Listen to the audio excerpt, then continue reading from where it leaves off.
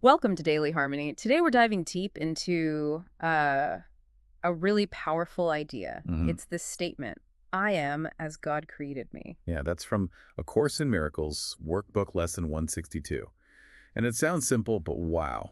It really is more than just, a nice phrase. It's foundational. Exactly. It's kind of a radical claim when you think about how we usually see ourselves. Right.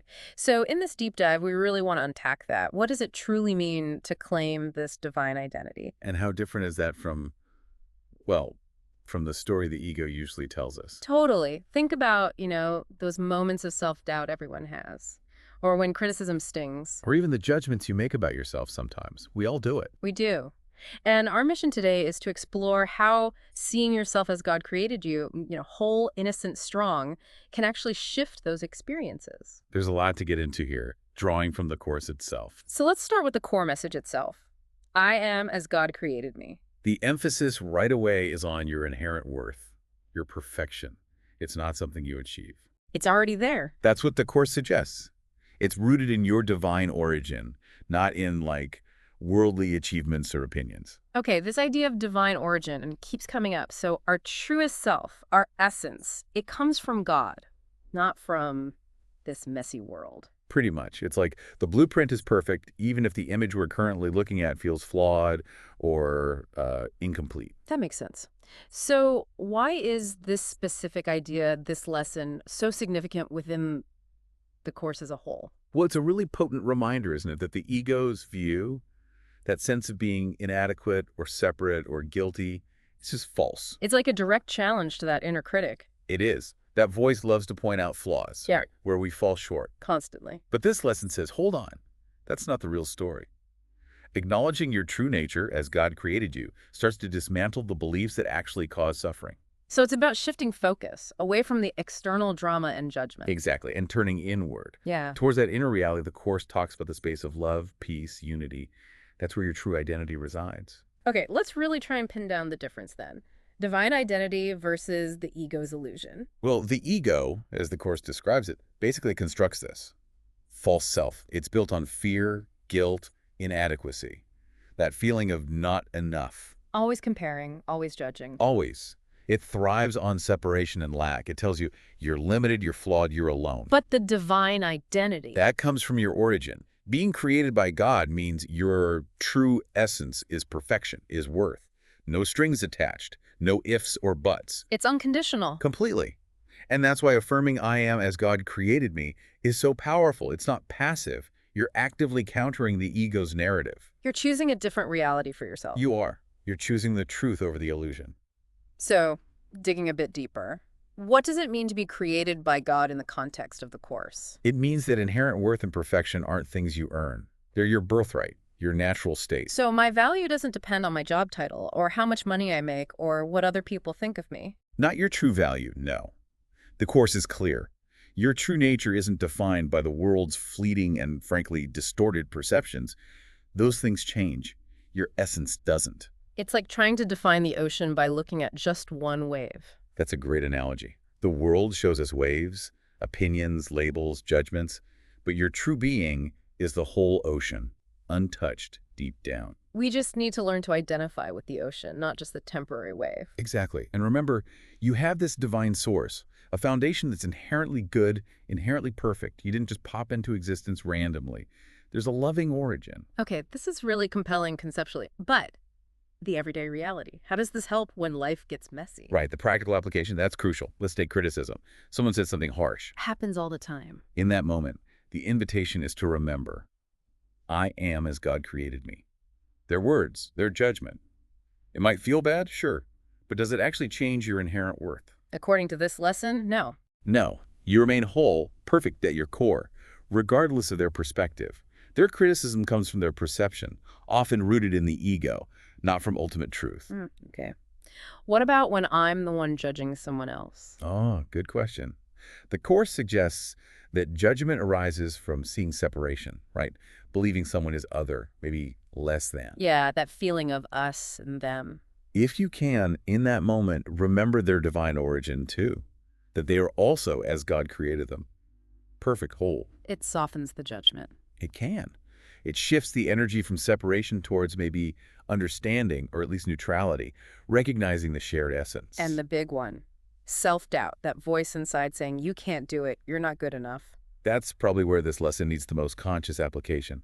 When that voice pipes up, you actively, consciously reaffirm, no, I am as God created me. You counter the doubt with the truth. You counter the illusion with the truth. It takes practice, definitely. These aren't just mental tricks. They're about fundamentally realigning with who you truly are. The Course also talks about specific qualities tied to being created by God. Wholeness, innocence, and strength. Let's touch on those. Wholeness, meaning complete, nothing missing. Exactly. Inherently whole. The ego is obsessed with lack, what you don't have, what needs fixing. Always striving, never arriving. Right. But the truth, according to this teaching, is that in your true self, nothing essential is missing. That feeling of lack. That's the ego's illusion again. Okay. Innocence is a tricky one. We mess up, we make mistakes. How can we be innocent? The Course distinguishes between ego-driven actions in the world and our fundamental nature. Innocence here refers to your core essence, your spirit, as created by God.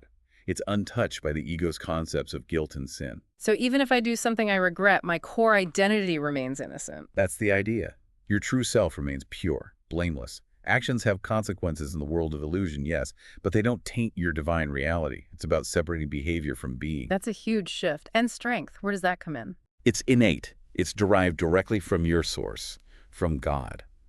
It's not about physical power or willpower in the usual sense. It's an inner strength. An inherent, unwavering spiritual strength. It's Yeah. part of your makeup because you are an extension of a limitless source.